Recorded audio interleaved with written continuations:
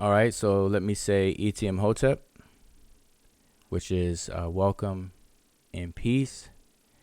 And this is your brother Wujao Meneb Iri Ma'at. And welcome to our Seshu Ma'ani Metal Netcher YouTube channel. All right, so I am actually just now coming off of from Facebook, doing a Facebook Live, and I had a couple of issues with intermittent video on Facebook Live. So I'm come over here to do a brief continuation of AMA, which is Ask Me Anything or Ask Us Anything. And so I'm going to continue. So if anybody had any questions for me based on what I was saying beforehand, or just anything in general, if you're already familiar with the things that I discuss in any video that you see me in, any social media posts, things that I share, or anything that I teach. So this is an opportunity, to have interaction. And I always encourage interaction because, communication is always a two-way street. The purpose of communicating is to have a meeting of the minds. And so if you never interact, then you really don't know if what you're saying, what you're sharing, what you're teaching is really in sync with the next person that you're trying to share with. So I always encourage interaction. All right, so this is no different. So I'm just going to jump straight in to Ask Me Anything, and without repeating the things that I mentioned before over on Facebook. So again, even if you're watching and you've totally missed out on the things that I said before, that's fine, because Ask Me Anything. You can ask me anything within reason, within the things that I deal with. Okay, and I definitely, as a disclaimer, I don't claim to know everything at all. I'm a student of life. I learn from other people.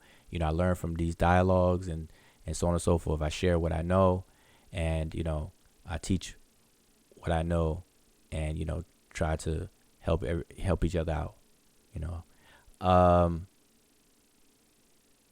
Okay, I see Askia Oz. Wujao never answers the questions I inbox him on Facebook.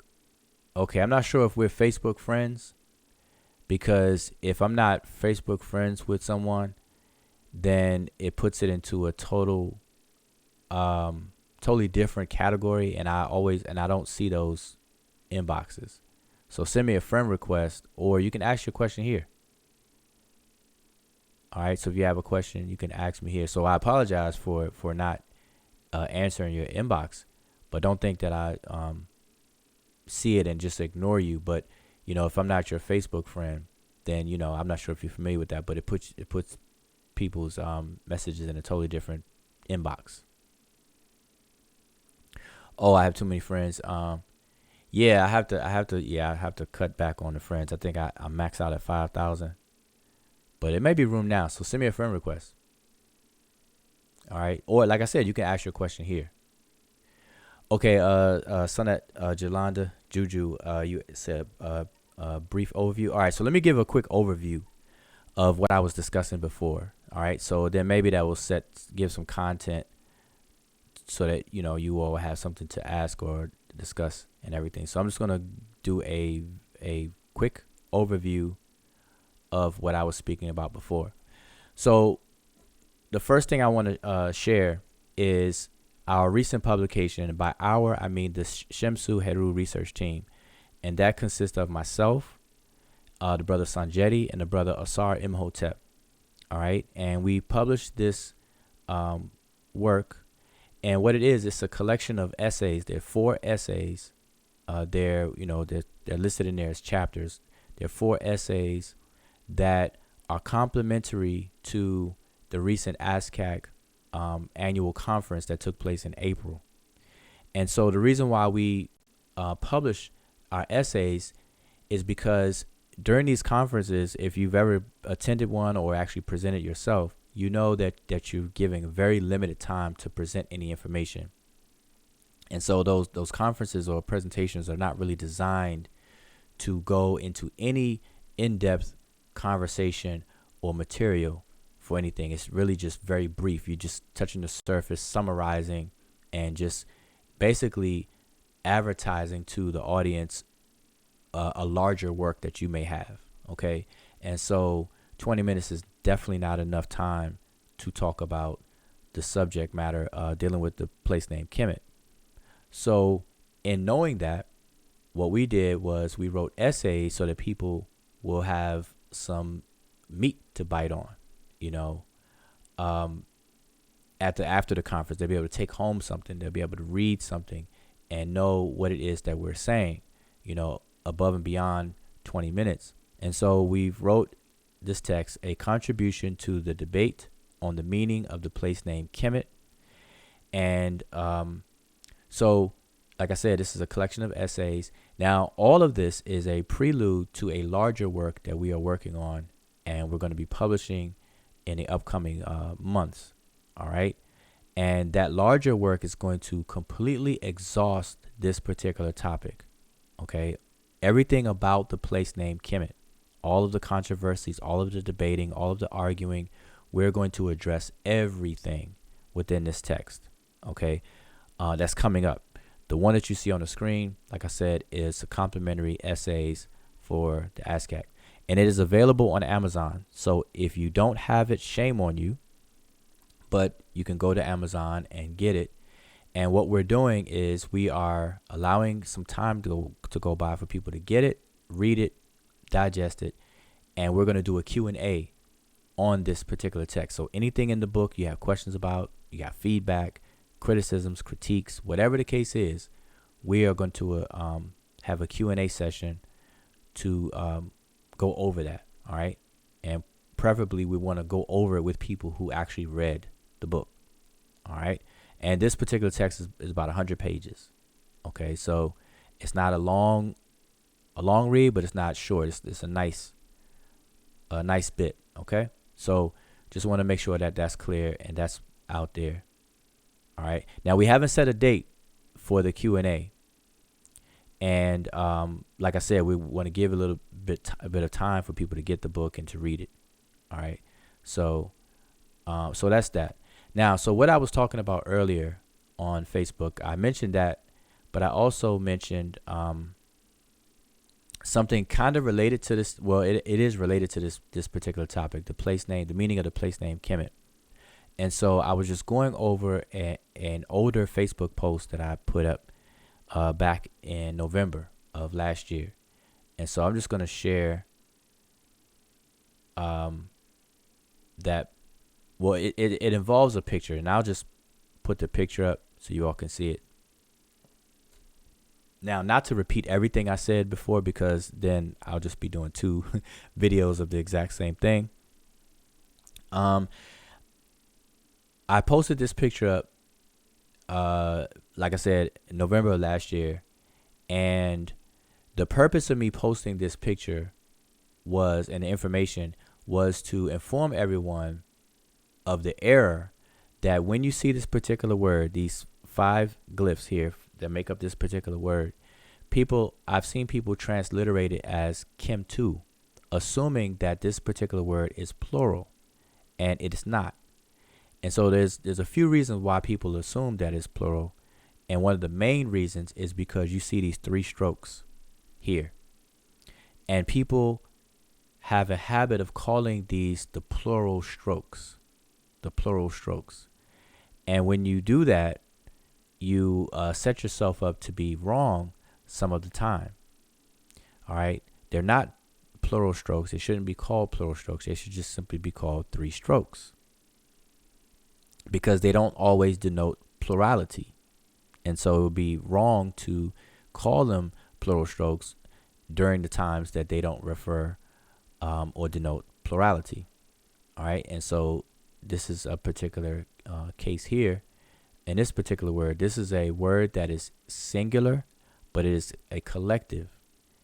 And so I explained collectives briefly. A collective is a word that refers, or when we refer to multiple things, multiple entities as one unit. So like if I say team, if I say the word team, T-E-A-M, team, you know that I'm talking about a lot of multiple people, but I'm calling them team as a unit, as one whole unit. The word army. Army is a collective. Treated as singular, but it's talking about a group of people. A herd of cattle.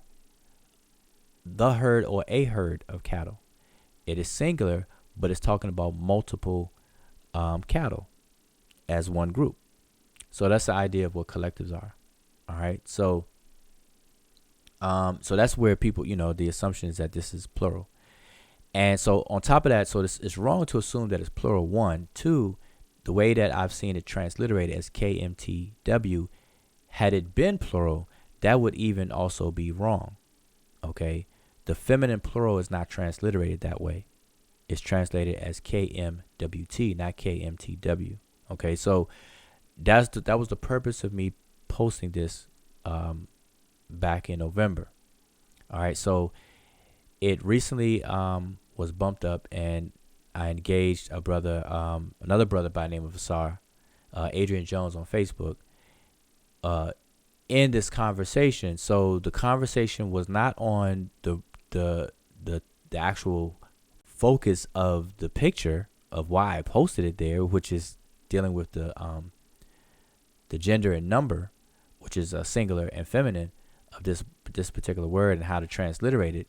He focused on the word country that you see on the screen. So he was asking me basically, where do I get the word country, in this particular word? And so I explained to him that this particular word is talking about a collective of people in the abstract that we call today a nation. All right.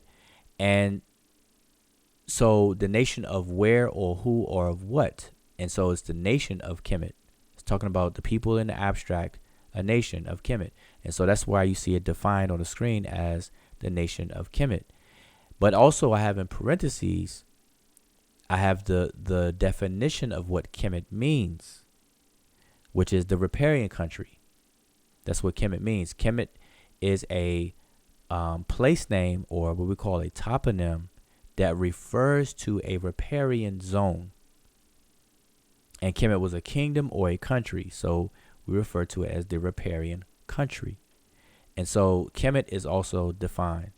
So we could leave it as the nation of Kemet, or we could simply say the nation of the riparian country, or as you see it on the screen, the nation of Kemet, and then in parentheses, so people understand what that's all about.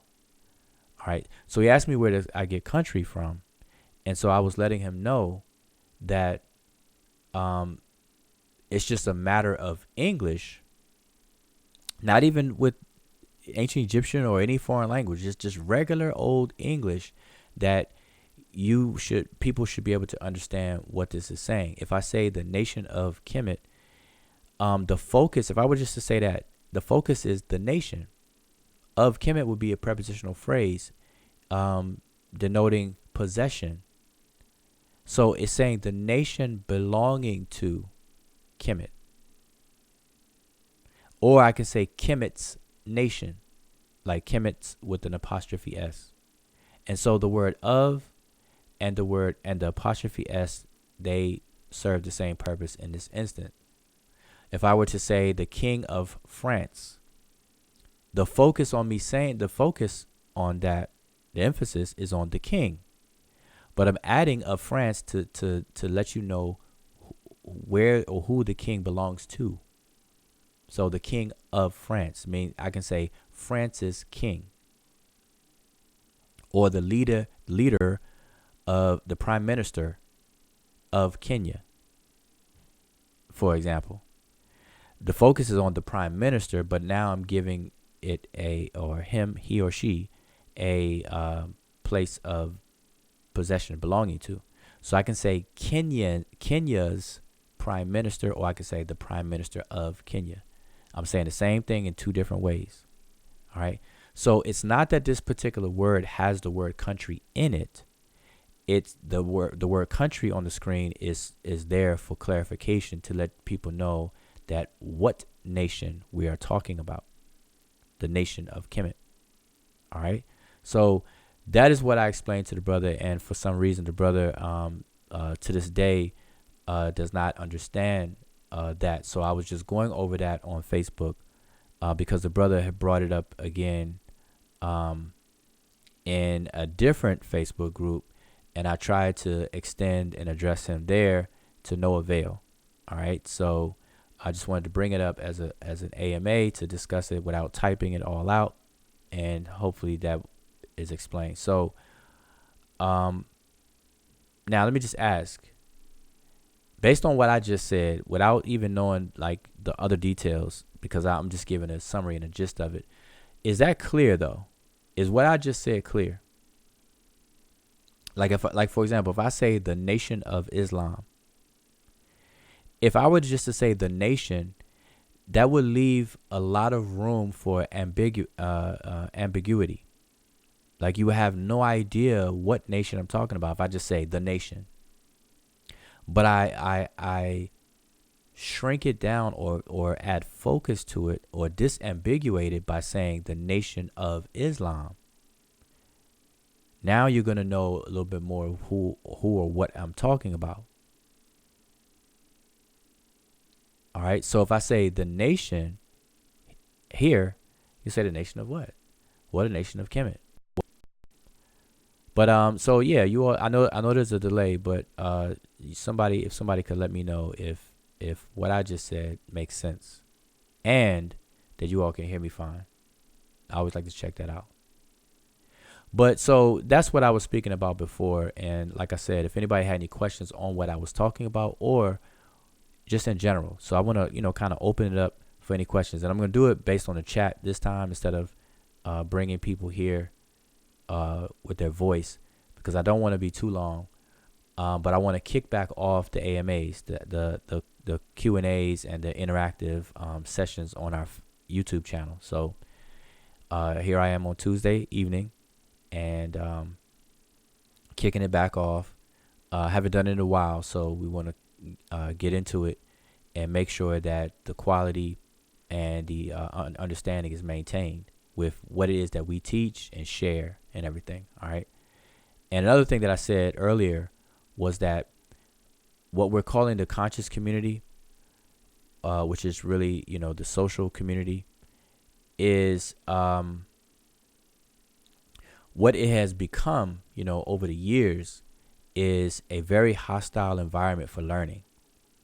And it's become that way because what we see is a place of opposition, a place of competition, a place of inflated egos, an environment of just adversarial environment, and it's gotten to the point where people can't talk to one another with the goal of having a meeting of the minds. Instead, people talk at each other in a competition to win something.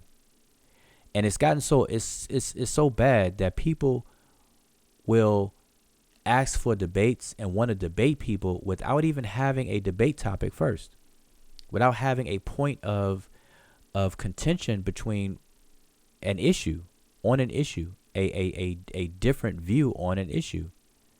People want to debate and then figure out what they want to debate about. I've seen it, and that's not the way that it has been. That's not the way it should go, and that's not effective or efficient.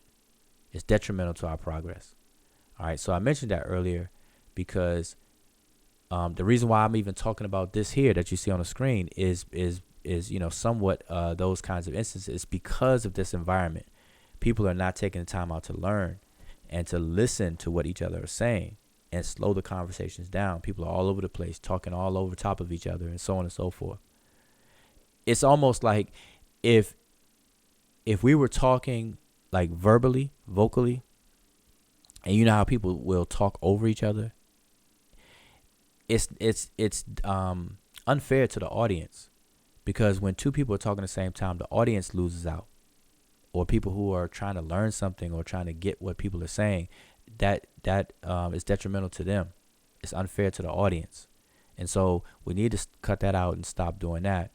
And then, but two, on Facebook, even with typing, now, of course, it's not audio, but you'll notice the same thing happens, but in writing, where comment after comment you can tell if two people were talking, they'd be talking over each other, but you can see it in the way the comments are rolling off, because they're not really reading each other's comments. It's like once somebody posts something, then the next person just gonna post whatever they want to post, regardless of what the person said, and figuring out the gist and the points made. It's like they just want to wait for you to hit enter and then just say what they want to say in another comment. And so it's really, really bad. And so, we want to do something about that. We have to do something about that, or else, this is going to be a bad learning experience for a lot of people, for years to come. And so we have to do something else about that. All right. I call it, sloppy conversations. That's why I don't partake in those things.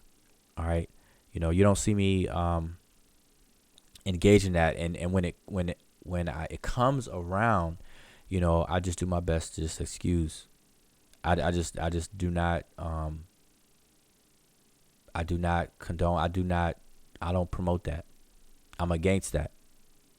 I'm against any platform that does it, that promotes it, and people that now, given there are people who may not realize that these are the things that are happening, and each one teach one, and we should help each other out.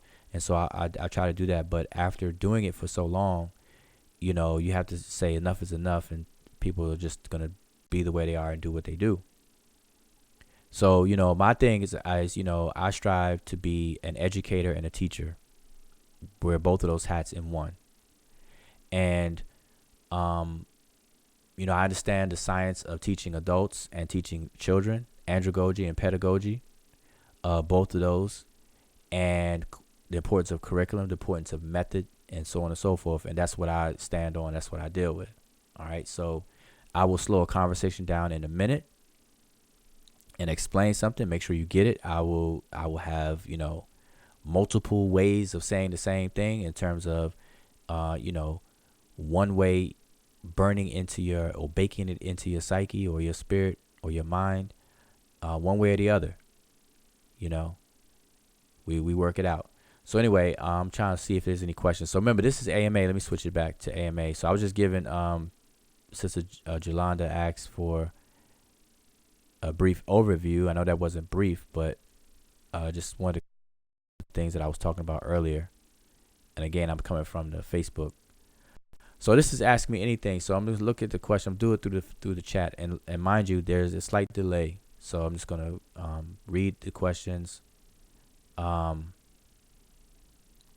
in the order that I see them. So let me scroll back up a little bit, make sure I didn't miss anything. Okay, so all right, it says, Hotep, can you, okay, first question is from Tamika Yevra. Hotep, can you unblock my other account, Mika1? Your hater mod blocked me for no reason. Oh, on this particular channel? Okay, I'll do that. I don't want to do that right now and pause and have this moment of silence, but I'll look at that. So let's see. So you said Mika1. All right, so I remember that. Mika1. All right. Okay, no problem. All right, so next, Askia Oz. Hotep, no, our mutual friend believes that Israel is a historical place. I think he's wrong. He's following Western lies that Israel is in the glyphs.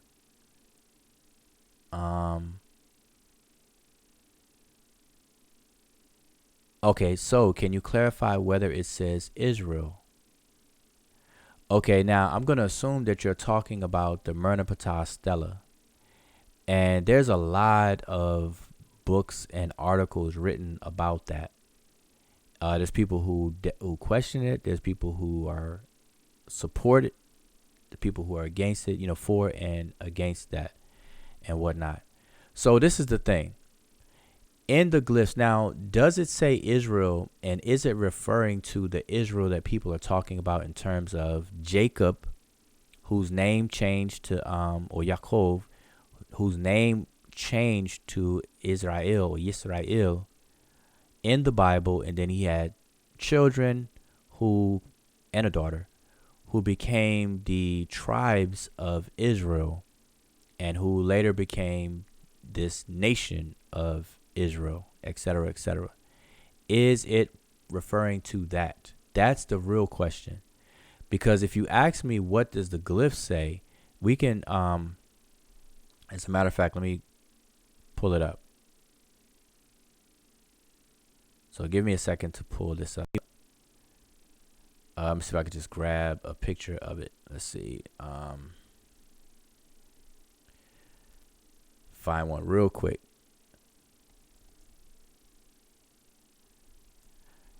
Let's see how fast I can pull up a picture of this. Okay, so I'm going to grab any picture I see. Seems to be a big enough one. All right, so let me get it on my screen. All right, let's see, where can I put it?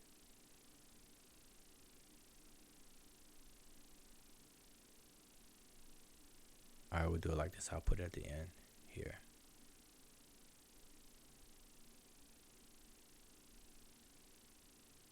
All right, yeah, excuse me for this moment of silence. You know, I don't like those silent moments myself. All right, so okay, so you all should be able to see this on the screen, and you cannot. So let's fix that. Okay, so you should be able to see this on the screen. And like I said, there is a delay, but let me just wait for it to pop up. Well, actually, it's going to be in sync with what I'm saying. So, all right. So now, if you asked the question, now, so this is what I mean. See, this is why conversations have to be slowed down. All right. And it's just necessary. We have to be surgical about these. Our learning process we're in an information age. We're in an age of social media. We're in an age of the internet where information is at our fingertips, like literally at our fingertips now. But that also means misinformation is at our fingertips. So we're bombarded with information, good and bad. Okay, so we have to be on guard. We have to be very, very meticulous and surgical with our learning process now, and what we accept and how we discern truth from falsehood, fact from fiction, and so on and so forth.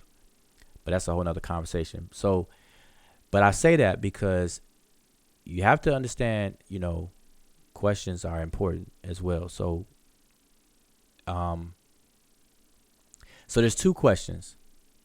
What do these glyphs say? And then, is it referring to what people think it's referring to? That's a separate question. So what are these glyphs? So now the glyphs that you see on the screen here at the top, is the reproduction. If these are in fact what is in the stele that you see here on the bottom, all right, because it's blown up on the bottom and it's blurry. But if these glyphs here are a true representation of what is actually on the stele, and I'm saying if that is true, then what this is saying, we can spell this out. This is Y, so it starts with a Y. There's a Z, there's a Y, there's an R, there's an I, there's an A, there's an R. So if you were to type that out, let me type that out.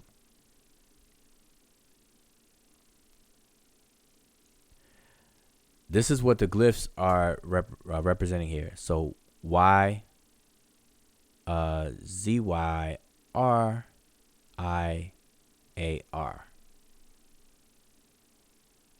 Okay, that is what we're looking at as far as what the glyphs are representing. Now, so scholars are of two minds, because there's some scholars that say that this represents the nation of Israel, the familiar Israel that people are familiar with, and then there's scholars that say it's not talking about. Well, it's a few things out there. So one, you got people that are full stock saying, okay, this is Israel. This is the biblical Israel. You know, hands down biblical Israel. Then you have people saying, well, okay, it's Israel, but Israel was not quite a nation at this particular time. So it's a group of just a collective group of people that went by this name. And so those two scenarios are pretty much the same. And then you have people who are saying it's not Israel, it's Yisrael, which is a totally different thing. Okay, Yisrael. That's a whole nother conversation. And then you got people who are saying it's a forgery, or it's not even saying what it's saying because of the chalk. That one of the glyphs, instead of a vulture, it's an owl and things like that. So there's a lot of controversy out about this. All right, and so when people ask me the question, I deal with I've dealt with this before. We've dealt with this years ago. This, me and brother Jonathan Owens, and a couple of other people. We did a video that was on our old Amara Squad channel before that was taken down or whatnot. We did a whole video. We actually was walking through the Merneptah Stele, translating. We spent the whole day just on YouTube at a hangout, going through it line by line. So when people ask me the question, I just tell them what is seen here. This is what it would be transliterated as YZYRIAR, and the R is doubled as an L. So this is why people will get Yis, and then Yissi Re L, the last R here being an L, and so they say that that's Israel. All right, so now that is this pointing to the biblical Israel? I don't know. All right, so I can't say that, but I can tell you that that's what this transliterates as. Okay, so that's my two answers. What does it transliterate as is what you see on the screen. And if you ask me, is it pointing to the biblical Israel? I do not know. All right. Like I said, it's not on my priority list to totally exhaust that. Because if you read the Merneptah Stele, it's not even about see, this is the thing, the entire controversy is because people are saying that if this is Israel, then this is extra biblical or external to the Bible where Israel is mentioned, which is kind of a confirmation of the existence of Israel. So they're banking on this, for that purpose. And so, my concern is not whether Israel exists or not. So it's not something that's priority that I would completely travel down that path to totally exhaust. And I haven't done it yet. So that's why I am first to tell people I do not know if it's talking about Israel that people are familiar with. I can only tell people what it says. All right. So now I'm not sure if that answers your question to your satisfaction, and you can go back to your you said we have a mutual friend. I don't think I gave you anything that really tips it one way or the other, so I apologize for that, but I can only give you what I have. So it says Yissi Riar, if we're gonna say it. Or now notice that they transliterate YSRIR, but they're missing the other A here. Is vulture. All right. So and then some people will say, okay, this is talking about some group of people calling themselves Israel, whatever the case is, but then they have a different my cursor, so sorry about that. Then they have a different translation. They parse the sentence a little differently. Okay, so you have that going on, and that's an issue with grammar. A lot of people don't know the grammar of the language, so they're just looking things up, trying to find these things individually in dictionaries, and you can't learn a language that way. Dictionaries are not a tool to learn a language. It's a lexicon. It gives you vocabulary. It gives you the consensual meanings of words. It helps you out that way, but you need more than that. So anyway, hopefully, are there any more questions? So I apologize if that wasn't what you were looking for. So I'm gonna scroll down. Okay, we have Ni Wesera, Kaim, honorific transposition. How do we know that? Oh, how do we know what glyph to read first in the Shin or Shinu? Okay, that's a good question. Let me answer that for you by telling you what is honorific transposition, what it is. So honorific transposition is, let me take this off the screen. Honorific transposition is a orthographic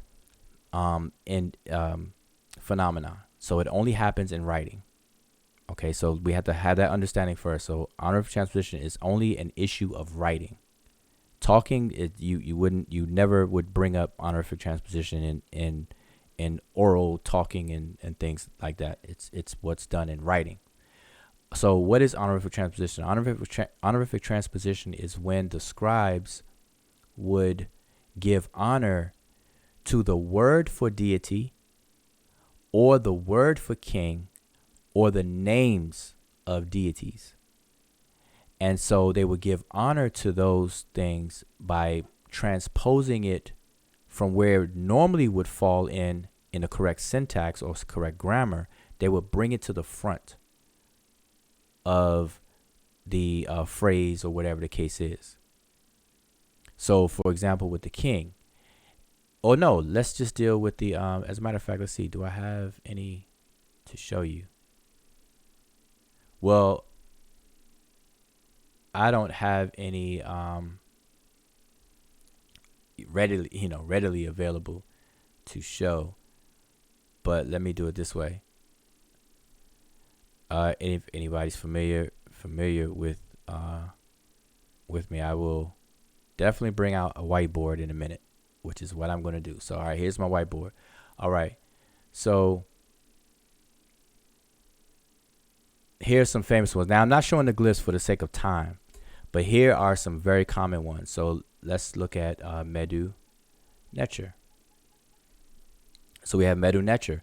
This particular word that everybody says, whether they say mdw-ntr or Medew-ntr or Medew-Netcher, however they pronounce it, this particular phrase is an example of honorific transposition. Okay. If you were looking at it in the glyphs, that is. Okay, so and I don't have the glyphs, but you have to see that I don't have the glyphs readily to show you.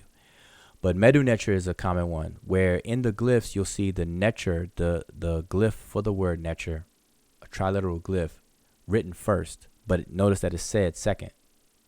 So if you were to read it literally the way you see it, you would be saying Netcher Medew. All right. So like I said, the word for divine or divinity or the gods, the word for God, divine or divinity, and the names of divinities or gods or deities, etc., and the name or the word for king is written first. That is what's honorific transposition. So we have honor and transposing. So it means that it's moved, transposed, it's transported. Okay, and so that was a standard within the writing system. So now back to your question, though. You asked, how do we know what glyph to read first in the Shin or Shinu? So with that understanding, then when you see, okay, let's look at this name here. And I don't have the glyphs, so it's unfortunate I don't have the glyphs readily to show you. But here's a name that we are all familiar with, Tutankhamun. All right, we're familiar with this king's name, Tutankhamun. But if you were to see it in the glyphs, the word Amen is written first. And so this is how you would see it in the glyphs. You would see it as Amen Tutank. within the Shinu, you would see Amen to Unk. You would see the word Amen written first. And so, to your question, how do you know which one is written first? So when you see the name of a deity, or the word for deity itself, or the word for king, just be prepared for the possibility that you're dealing with honorific transposition. So that's step one. Just alert yourself, put yourself on notice that is a high possibility of what you're dealing with. But now I do need to tell you this, that names are very difficult to translate. So this is why scholars leave them untranslated. All right, because the reason being is because within the Shinu there's very little space, that names are highly abbreviated. They are compact and abbreviated. So you don't see full spellings a lot of times within the Shinu of a particular name. And you have honorific transposition going on. You may have some graphic transposition as well. Graphic transposition is different than honorific transposition. Graphic transposition is for the sake of aesthetics. So, for example, y'all gonna force me to pull out the glyphs now.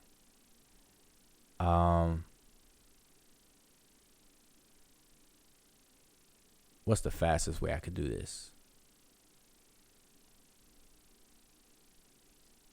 Yeah, let me just pull out. I'll just pull out the glyphs here. So give me a second. But in the meantime, while I'm pulling this up, so we have honorific transposition, graphic transposition. Honorific transposition is dealing with the, giving honor to the deity or the king. And graphic transposition is dealing with looks, aesthetics. Okay, the scribes had a standard or a canon where they didn't want to leave white space, this unsightly white space within the inscriptions. So occasionally they would move glyphs around to fit this nice aesthetically pleasing rectangle or square, this imaginary rectangle or square called a quadrant. And it's mainly with the birds. So I'm going to show you an example of what I'm talking about. So if I were to do this here.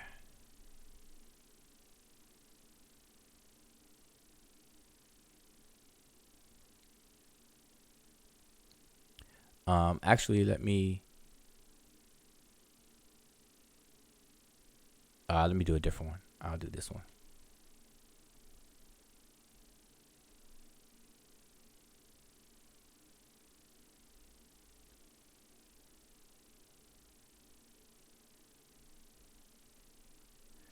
Okay, just an example.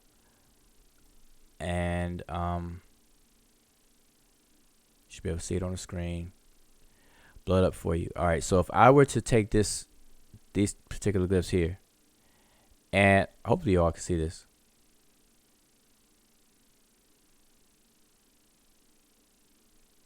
And I guess I'm gonna have to scroll back up for the questions I'm missing. And I don't want to be too long on each of these points.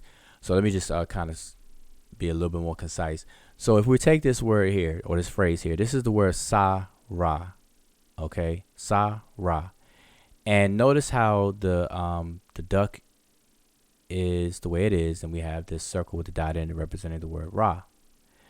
Now this takes up a lot of space. It takes up, it has all this blank space up here, blank space under here. So what the scribes would do, and I know I'm going on to graphic transposition, and you didn't even ask me about graphic transposition, but it does answer your question in terms of how, because how is going to be a process of elimination. And so we have that way, but that's unsightly. So the scribes would not do it that way. The scribes would do it more like this. Oh, excuse me. Wait a minute. Wrong.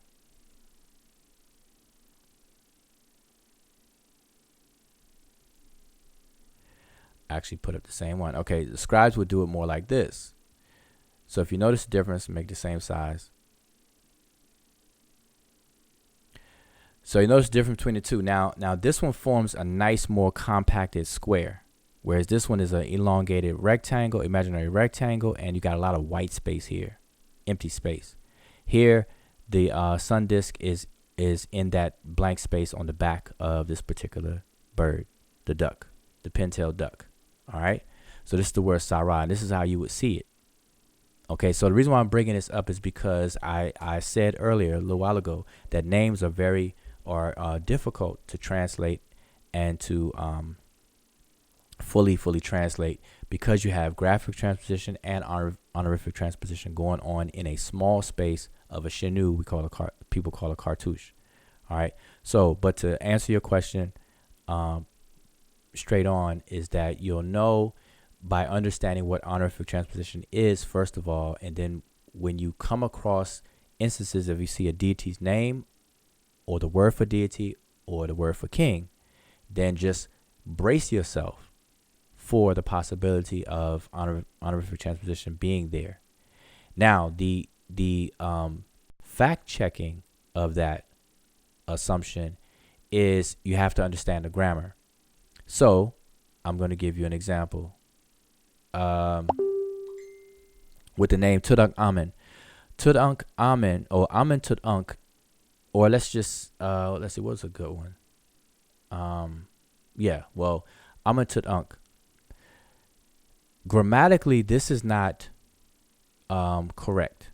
If we were to say Amen Tutank, this doesn't make sense grammatically. We would know based on grammar that it has to be Tutank Amen. Okay, living image of Amen. All right.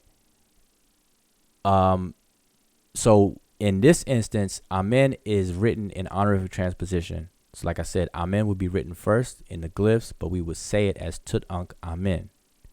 But now I'm gonna show you another name that you have a deity there, and it is not honorific transposition, because the deity's name is written first, because it actually is grammatically first as well. It just happens to be grammatically first also. And that's the name Ramesses. And Ramesses is the word, are these words here. We have Ra, let me spell it right. Ra, Mes, and then Su. Okay, so we have 3 words in his name. Ra, Mes, Su. And what this means is Ra gave birth to him. And so this is grammatically correct. So Ra being in the first position is grammatically proper. And so this is not an instance of honorific transposition. It just so happens that the deity's name did come first anyway. Okay. So just to give you some clues, we can go into more detail. We have videos on our channel about honorific transposition. So if you look in the archives, you'll see more. All right. So like I said, I'm gonna try to be more concise with the other things. So let's see. Let's go through. Tamika says trying to learn something and got blocked. Oh, okay.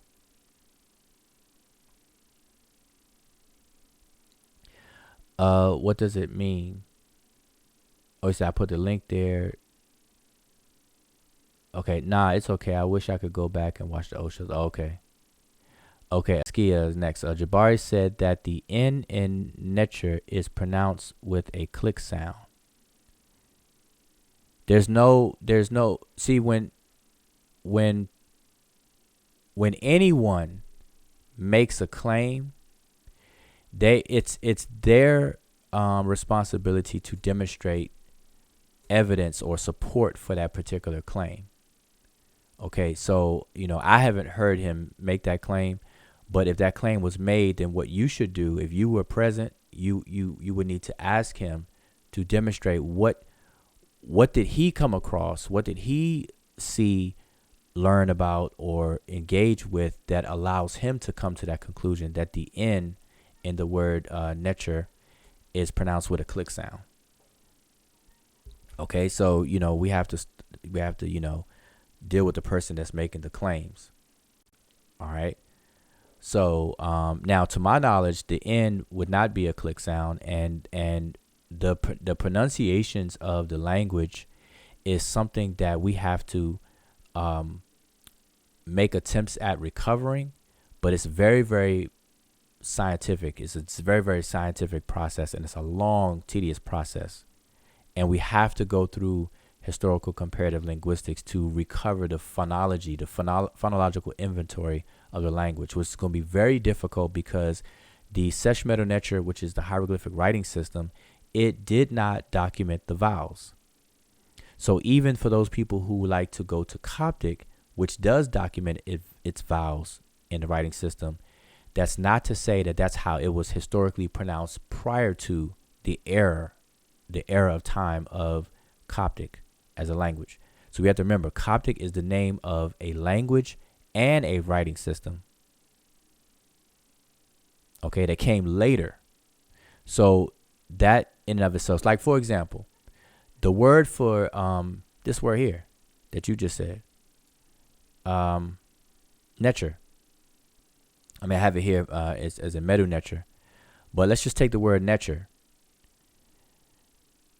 If you were to look at that in Coptic, this word here, Netcher, in Coptic, the R is completely missing. The word Netcher is Nute in Coptic. So what happened to the R? And that's true for a lot of different words. By the time you get to the stage, as scholars like to call it, the stage of Coptic, a lot of the phones in these words are missing. All right, so we have to understand that. So anyway, as far as the clicking sounds and stuff like that, you would have to ask him to give you the information on how did that, what conclusion, what information brought him to that conclusion. So I don't know. I can't speak to that. But as far as to my knowledge, that's not, I don't find any evidence for that. Okay. And we have to understand that these letters, these are graphic representations of sounds. Okay. And these sounds have names. So like, for example, the letter P, and I'll write it on the board.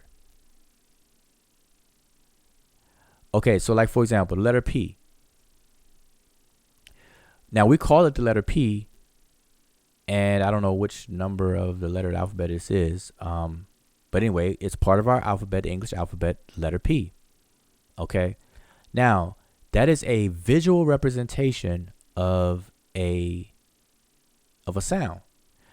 But we call this character the letter P. We just say P. But the sound itself has a name. All right. And the name of this particular sound is a voiceless bilabial plosive. That is what the name of the sound is. A voiceless bilabial plosive. And similarly, the letter B, as in boy, is a voiced bilabial plosive. So the P and the B are almost identical. The only difference is one uses the vocal cords and the other one doesn't. But now, so what does this mean? To quickly break this down, voiceless is talking about whether you're using your vocal cords or not. Will you get any vibration out of your vocal cords? Yes or no? For the P, no. For the B, yes. Next, bilabial. The word bi means two. Labia is lips. So this sound is made with both lips. It involves both lips. Okay, for both of them, P and a B. Plosive is the manner in which the air is either constricted or blocked or freely passes. And so plosive means that you block the air and then let it out at one sharp moment, like plosive, explosive. So that's the only difference. So a P, if you were to do it yourself, a P, when we pronounce P, we're pronouncing the letter P with a vowel. Like as I'm saying, P, P, P, I'm pronouncing with a vowel. But if I was to pronounce this strict sound, it would simply be b, b. That's it. No vocal cord involved. It's just b. And a B is the same thing, but it's using the vocal cord. So it's b, b. So b, b, b, b, b, b. That's the difference. The only difference is the vocal cords. Okay. So I just wanted to share that because when we're talking about sounds, these sounds have names. And so when somebody says the N, was a clicking sound, then the N itself is called a nasal. Air, instead of air going out your mouth only, it goes through your nose and your mouth at the same time, and where your tongue is, and so on and so forth. So M as in Mary and N as in Nancy are called nasals. All right. So when somebody says that, they're taking it away from it being a nasal over into something completely different. All right. So you got to keep all that stuff in mind. You got to ask those questions. All right. But again, I can't speak on it, so I'm going to move on. Booksy says, will you ever put out a book covering the various evolution questions put forth on the topic? That is Rockety, the scarab, dung beetle, Darwin, Homo sapiens. Okay. That's a good thing. Now I wouldn't mind contributing to something like that, later down the line. So, evolution is something that I am interested in and familiar with, to the extent that I am, and I share whatever I know about evolution and things like that. So yeah, I don't, later down the line. Right now I'm working on a complete grammar for the older speech of Kemet, which includes Old Egyptian and Middle Egyptian. I'm doing a synchronic descriptive grammar. And synchronic simply means, a certain era of time of the language, instead of diachronic, which deals with a longer time range of languages and how it changed and so on and so forth. All right. So, but that's what I'm working on. So that's my immediate project. And, I've set some deadlines that I've definitely have not fulfilled, personal deadlines. And so I'm just going to stay at that. And then I'll look to do other things. But yeah, that's something that I would be interested in contributing to. If someone else is working on that, maybe I can collaborate with someone. Let's see, anybody else? Okay, so I'm just gonna move on down here. Any other questions?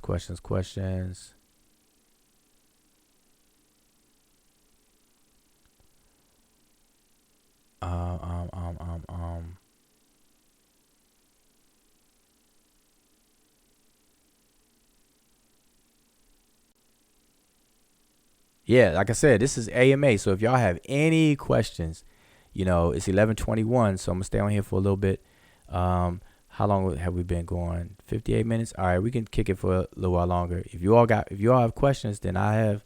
Well, I won't say I have answers, but I'll do my best to answer because, like I said, I don't claim to know everything, but what I do know, I will share. All right, and I will do my best to make you understand it, what I'm sharing. So I'm looking for questions. Let's see. Askia says he said it on a lecture in his house, but I was like, just another. Oh, okay. He's talking about the clicking sound. Yeah. The phonological inventory of the language is lost. All right. So we have to know that first, and then the recovery of it is going to take a very, very surgical, scientific approach with some definite checks and balances, because you want to rule out chance things and contamination of your data as you recover it. So it's a very, very skilled endeavor to undertake, and it's going to take a long time. And there's actually a project underway right now that Dr. Raketi Amin has brought into fruition, brought into existence, I should say, and has a team of people that are working towards that, so Wehemesut, Rani Kemet, which is the renaissance or the resurrection or the rebirth of Rani Kemet, which is the indigenous name. So remember this, you all. If y'all hear me say it all the time, the official language, the name of the language of ancient Egypt is called Rani Kemet. All right. The Egyptians themselves called themselves the Remich. They called their country a few names, but the popular name that we know about is Kemet. That didn't come about until the 11th dynasty. But the strongest name for the country was Tawi. And Tawi is a dual for the word Ta, which means land, and it's talking about two lands, the two types of land. All right, you have the land that had access to water and then land that did not. Land that had access to water was the livable land. The land that did not, you stayed away from. Just that simple. The two lands. All right. So Rani Kemet is the language. So to recover the phonological inventory of that is gonna take some time. So, but like I said, project's underway. Let's see. Any more questions here? If you're watching, learning, enjoying what you've learned. Yeah, and let me just say this. Okay, so anybody who is watching will be watching this in the archives. We have classes. I've been teaching the language for over 7 years now. All right, over 7 years. From beginners to the grammar, back and forth. All right, so it's pretty much, I have all of the grammars ever published. I'm actually publishing, like I said, I'm working on a grammar textbook, a full grammar, because a lot of things that we know now that scholars of the past who are no longer with us, they've made transitions, be they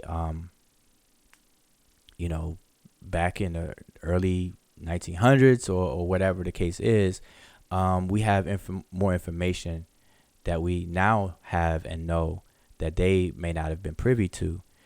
And so a lot of people will still use those older grammars and things. And then the style and the way in which the information is put together can be confusing. I've engaged with professors. I've engaged with students, college students, and people who are autodidact and learning on their own, for quite a while. And what I find is that the way that the language is taught, it's not really effective, and people are learning it for different reasons. You have people who are learning it as a check in the bucket list type of thing, like, okay, yeah, I want to learn that, and so they learn it, but they really don't do anything with it. They just learn the basics and then they're good. You got people who will learn it because they plan on taking a trip to Kemet, in the near future, so they want to learn a little bit to be able to kind of see some things and have a better experience, which is good. There's nothing wrong with that at all. And then you have people who take it in college, they learn it, but then afterwards they lose everything. Because one, you have to understand that this language is not a language of utility. You're not going to walk around and go into a store and talk to somebody in Rani Kemet. You're just not going to do it. And so it's not used. And when you don't use it, you lose it. And so learning it, you have to have some kind of motivation behind you learning it beyond what I just said. And so the people that learn it, stick with it, are people who are engaging the culture of Kemet by way of its language, which is the only way to engage a culture, is by way of its language, especially a distant culture that's no longer is living. You have to engage it through its language, because language is the DNA of culture. Okay, it's the medium by which culture is transmitted. So what a lot of people say out here about Kemet, if they don't know, the first thing you should ask, if anybody is claiming to be a priest or priestess, a high or low, left or right, doesn't matter. Anybody's claiming to be a priest of Kemet, you ask them, are they competent and proficient in the language? Now, I'm not saying they have to be an expert and stuff, because, you do have your specialists and degree and different levels of engagement and stuff. So, what I'm saying is within reason. But if anybody's claiming to be a priest or a priestess or whatever the case is within Kemet, they have to have some level of proficiency with the language. And the reason why the main reason why is because if they don't, then they are handicapped. They are wide open and vulnerable for misinformation. And what they do as a priest and priestess, they're in the service of the public or people, and they're going to pass that vulnerability on to them, or misinformation. They're open for misinformation. They can pass it on. And that's what we see a lot of in our communities. So what we've set up for years in the Sesh Netcher, we have a scribal institution where our stance is that you can only get to Kemet by way of its language. If language is not the first thing on your list when you want to engage the culture of Kemet, then you are shooting yourself in the foot. Period. And it's not just Kemet, it's for anything. If I wanted to become a Muslim, in order for me to be the best Muslim, I'm supposed to learn Arabic. Why? Because the religion of Islam is transmitted through the language of Arabic. The Quran is written in Arabic. The prayers are spoken in Arabic. Same thing with the Jewish Judaism. Same thing. If I wanted to become a Judaite, Hebrew Israelite, Hebrew or Israelite, people have different names. It is, in my best interest to learn Hebrew, so I can read the Torah, read the all the books of the prophets, all the different books within the Bible in Hebrew, at the very least. And if I want to be a Christian, at least in the New Testament, I better learn some Latin and Greek. That way I'm covered. So, but a lot of us, we don't do that. So, we're handicapped and we're open for a lot of misinformation. A lot of the arguments that you see going on are people, you got two people who are not proficient. They're just fussing. And so we have to change that. So anyway, that's where we stand with that. You have to engage the language. Now I don't even remember what I was saying about all of that. Okay, let's see. So let me scroll up because I see that it's a lot of comments that I missed. Wow. Okay, so Lisa says, when is next grammar class? Okay, right now I have my official public grammar class will be once I publish the book. And so I'm working on the book. I'm actually at the stage where I'm doing the tedious work, where I have to put in all the glyphs and things. If anybody's done any inline graphics with literature and you have to write, I guess there's not too many books that will do that unless you do this kind of work with a foreign language and whatnot. It's very, very tedious. It's not hard, but it's just tedious work. And so that's what I'm in the stage of doing, along with some other things. But once I finish the book and it's published, then I will start a formal public classes on the grammar, and come all or whatnot. But right now I do have a private group, a private class that I have been engaging for quite some time now, and we're making some big progress with the grammar and everything. Okay, so to answer your question, when the next one's going to be when I publish the book. But in the meantime, between time, I do give grammar points. If people want to talk about grammar, they want to talk about gender, they want to talk about syntactic categories, grammatical categories, inflectional morphemes, and all those kinds of things. I will break some of that stuff down. Just not in a way to confuse somebody, because some of these things you have to have some prerequisite information to really understand a lot of different things. Okay, so like for example, gender. When I spoke earlier about the feminine T, people are calling it a feminine T rule. There is no such rule that's described that way. We're talking about grammatical gender, which only is this. Gender is like a coin. We have heads or tails.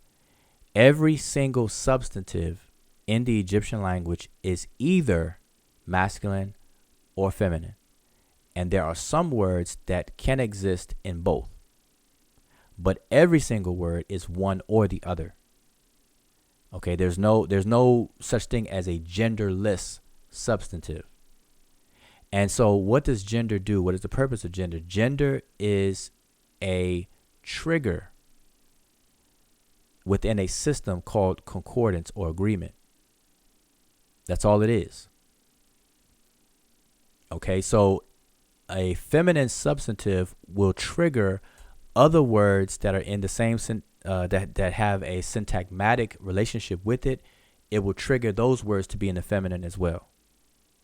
That's the only point of it. Okay, then you have some natural gender, where, you know, in our idea of gender, when we think of gender, we think of sex, you know, in terms of male or female instead of feminine and masculine. That's why you got to make a distinction between grammatical gender versus, you know, natural gender. And so some words correspond with each other. Like, for example, sister, because a sister is a female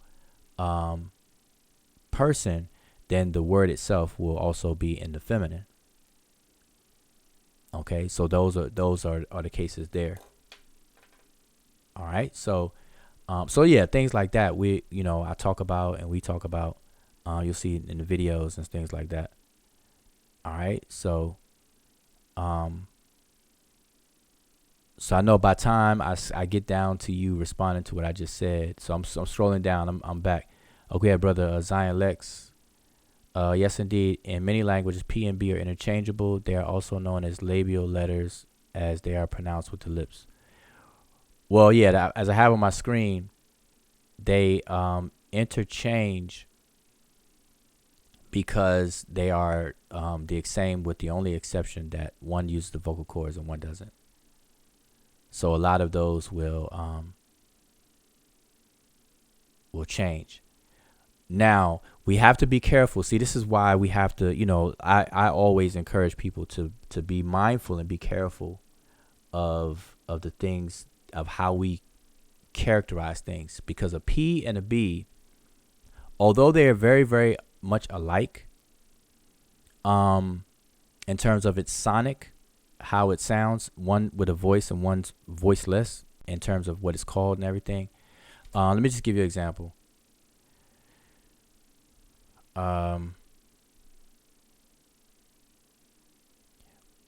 And I'm only saying this because we have to be mindful and careful of how we teach and how we share information. So if I say the word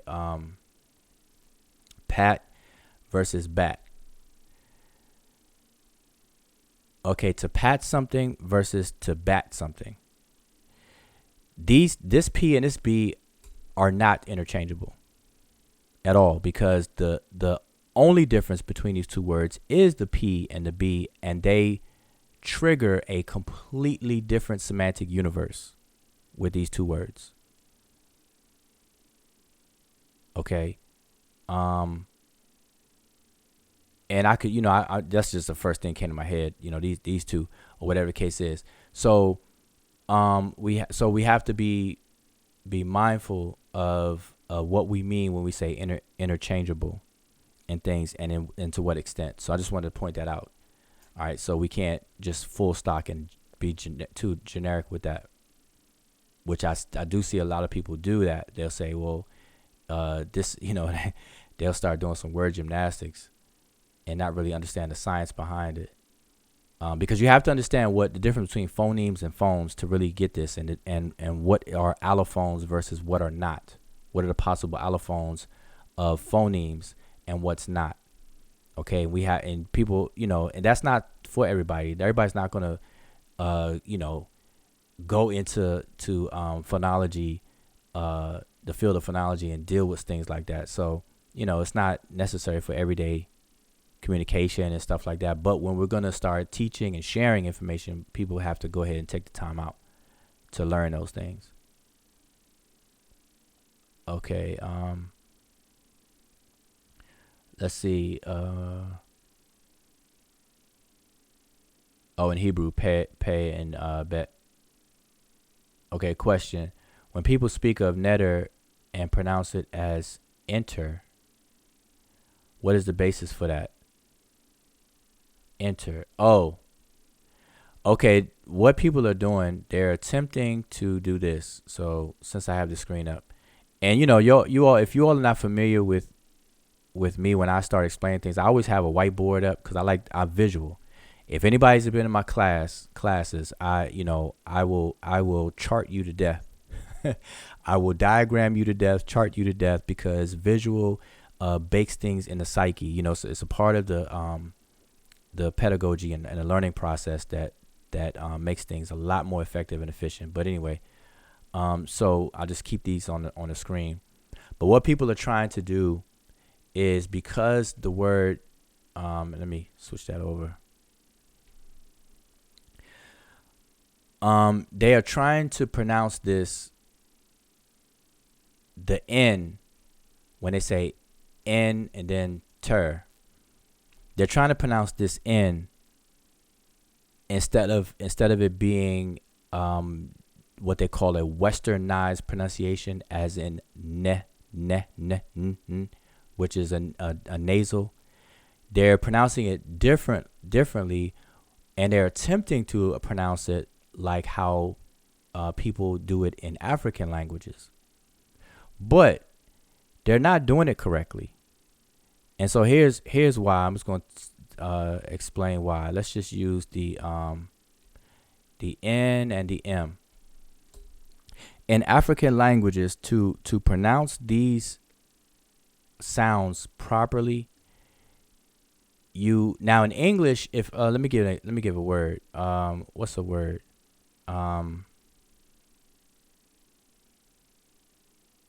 Let's see.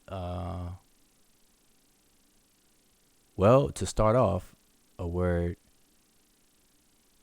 Well, just pronounce the letters.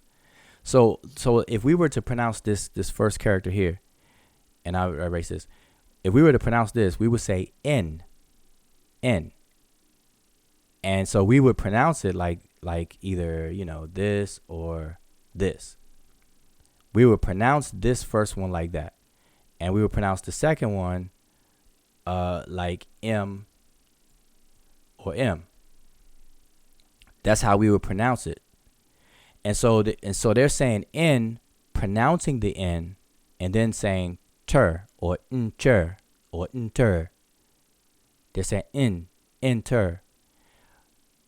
Now, to pronounce these correctly, what you should do is start with your mouth closed, if they're going to do it. Now, there's no factual basis for them doing it, but if they're going to do it, then the proper way to do it, to mimic how these are pronounced in African languages, you would start these with your mouth closed, because with your mouth open, you're going to say N. With my mouth open, I would say M. But when your mouth closed, you're going to start off purely nasal. So, and then, instead of N, M, it's So, like, for example, let's pick a word. Let's see. So, like this word here. Now, obviously, I can't hear you all, but if you all try to pronounce this word here, it will be difficult for somebody who's not familiar with how it sounds, or never heard it pronounced properly by someone, speaking an African language. But some people will say mvulana. So people pronounce it all the way out like that, mvulana. But it's not mvulana, it's mvulana. Mvulana. So you start with your mouth closed, mvulana. All right, so just to give you a quick example. But to answer your question, what is the basis for it? There's no factual basis for that pronunciation. Just like I answered the other brother with the clicking sounds. When people do that, that's arbitrary, and that's fine. It's not, it's not something that's bad or negative or whatever the case is. But if we're going to be honest, we just can't make any false claims about that, and that's cool to say it that way, say ntr and even with the clicks or wherever the case is. But the moment that people say that this is how, if they make a claim and say this is how it was pronounced historically, now we have a problem. Okay, because now they have to demonstrate that. They have to show it, and they have to demonstrate the process and what method did they use to come to that conclusion. We got to see it all. Okay, and right now people who do that cannot show that. So they should not make those claims. And I'm not saying that they do, but they can't make that claim. But they can pronounce it that way. Ntr, I know what they're saying. So they say Ntr Jehuti. I know they're saying Netcher Jehuti or whatever the case is. It's fine. All right, but it's in terms of making a claim that is how it's pronounced historically. No, that they have to show that. Buxy says, Hotep, I've watched your classes over the years on the subject and saw the sisters breaking it or evolution down. Other than that, I look for. Okay, all right, no problem. Askia Oz, what do you think about Bro Net and Neb trying to almost pit you and Dr. Rakedia against each other over the meaning of Kemet? Yeah, see, I don't get involved with that because, like I said, I've always say this, learning, the learning environment, the dynamic of teaching and student, or teacher and student, scholar and lay, or whatever the case is, it needs to be a very comfortable environment without the adversarial immaturity and the bad character. It shouldn't be a part of it and everything. So anybody that tries to pit me against Dr. Rakedia Amen or against anybody on that is somebody that's immature in doing this kind of work, because we're dealing with issues. And as far as Dr. Rakedia Amen, let's take Dr. Rakedia Amen. Let's use the one that everybody's using, like Sheikh Anta Diop. Because Sheikh Anta Diop says that Kemet means black people, and I say it doesn't mean black people, people will say that I'm going against Diop. And see, so that's a product of this environment of what people have grown to be the conscious community. Only in the conscious community people say stuff like that, because Diop himself will tell you don't believe him. As a matter of fact, every time, I think I have a slide right here. Every time, you all should see it. Every time that we speak about this issue, we put this out there from Diop himself. And, I'm not going to read the whole thing because we've read it time and time again. But what I haven't read is like the takeaway. He says, this is Diop talking. He says, it bothers me when someone takes me on my word without developing a means to verify what I say. And then, of course, you can read the whole thing. But in other words, Diop is a true scientist. He does not like it when people just believe him. He wants his work to be verifiable, verified, confirmed, validated, and the whole nine. And so he always encouraged research teams, people who are elevated to the point where they can put together a methodology of discernment to know whether something is fact or fiction, right or wrong, live or Memorex. Okay, that was the spirit behind Diop and his work. And so if you examine his work about this question on the meaning of Kemet, you'll find out that he did not do the work to find out if the root in the word Kemet is the same one that people are talking about, the adjective black, or not. He didn't do that work. No scholar has. None. Absolutely none. There is an assumption that the Kem in the word Kemet is the same, is derived from the Kemet that is the adjective that means black. And it does not. And we go through this. And like I said, we gave a preliminary set of essays for the sake of ASCAT conference, but we are working on a complete book. Hopefully by sometime in the summer, we're going to publish it. That's going to cover every single aspect of this question, every single thing, all 6 areas of etymology, all 6. Okay, we're going to leave no stone unturned. We're going to dot all of our I's and cross all of our T's and address every single thing dealing with this question. As a matter of fact, I'm in the middle of doing a series on Diop statements. I did part 1. If you look in the archives of our channel right now, you'll see I already did part 1. And what I'm doing, I'm walking through Diop's article on this, where everybody's getting this from.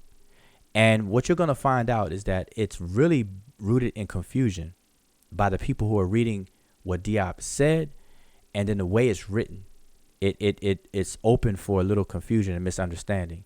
So the purpose of me walking through it, reading through it, and giving commentary is to disambiguate, to kind of clarify some things. All right. And so I only did the first 2 paragraphs of what he wrote in the first part. I didn't expect it to go that long, but the first 2 paragraphs. Okay. So I will continue that. As a matter of fact, that'll be tomorrow. I'm going to do part 2. So I'm going to pick up where I left off. All right. And so, check that out. But, as far as anybody pitting me against anybody, I mean, that's what people do in elementary school, high school. All right. So, if you ask me what I think about that, I mean, I don't really think about any of that. All right. Dr. Riketti Amen, I call Dr. Riketti Amen. Matter of fact, see what is real strange and crazy is when people, now, no one can pit me against someone. If I'm on the other side of an issue, then I'm on the other side of an issue. If you say it's raining outside and it's not, I'll say it's not raining outside. Then at that moment, I'm on the opposite end of that issue with you. That's not a doing of someone else, a third party. That's me doing that. So whoever believes that the word Kemet means black people, then I'm on the other side of that. Whether it's Dr. Riketti Amen, whether it's Sheikh Anta Diop, it doesn't matter. It could be, whoever, wherever. Jesus Christ himself can come visit and get the mic and say, hey, Kemet means black people. I'll say, nope, it doesn't. So, but no third party can do that. So I assume by what you mean. So now, knowing that nobody can do that, it's either you are in agreement with others on an issue or you're not. But what you're asking about is when people try to use that and appeal to authority and appeal to emotion of onlookers in some kind of immature way of debating or arguing points. And that's not debating or arguing. All right. So a lot of times what we see in this community is not debating or whatnot. And like I said in the beginning, I don't engage in that. I don't deal with sloppy conversations. All right. So, it's either the issue or not, demonstrate or you can't. Either you can or you can't. Forget the emotions. Name dropping doesn't work. Appealing to emotions don't work. And then all the logical fallacies should be avoided. So anyway, I don't want to dwell on that. But there's no disagreement. Like, for example, I'll give you an example of something that I disagreed on before as well with the calendar, with the seasons, the order that the seasons come in. We have 3 seasons in Kemet. We have Akhet, Peret, and Shamu. And so there's a discrepancy among some people who believe that Akhet is the is in a different order. It comes last. All right. They don't look at Akhet as being the flooding part. They look at it as the other way around. And so there's a little disagreement with that. But when you sit at the table, you slow the conversation down, you examine the data, then everything works itself out. You'll come to understand that Akhet does indeed deal with the flooding. And there's a reason why people are confused about that, because how the words are written. The word Shamu is written with the 3 water ripples. And so people are thinking, okay, Shamu, okay, because I see water right there, it's dealing with the water, it must be the flood, must be an inundation, so that must be first. And then Peret is always in the middle. No one has a problem with that because it's in the middle. Because out of 3 things, you got one in the middle. And then Akhet is last. But it's the other way around. Akhet is first, Shamu is next. And how we know that is because you look into the text, you'll find that during the season of Shamu, the harvesting was done and taxes were paid with crops. You can't harvest something and pay taxes during a flood. Shamu was a time period when the stuff was already grown and you're storing it, and then you're paying your dues to the kingdom and the coffers and whatnot and paying taxes. So it's during the season of Shemu. And that's one. That's just a quick. I'm just giving you all quick things about that. Another one is that we have primary texts where the Egyptians themselves tell you the order that it's in. They deified the seasons. They have the enthroned seasons, sitting on the throne in their proper order. I'm gonna see if I can show it to you real quick. Let's see if I can show this really quick here. But yeah, if y'all have any questions, like I said, I don't want to be too long. I'm gonna scroll. I'm gonna try to be more concise, but I do want to show you this real quick. Let's see if I can show this.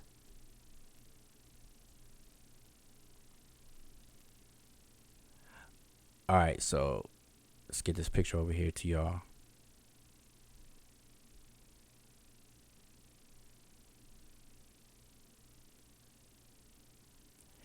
So if anybody ever says that, I'm gonna show you a picture that will definitely just, kind of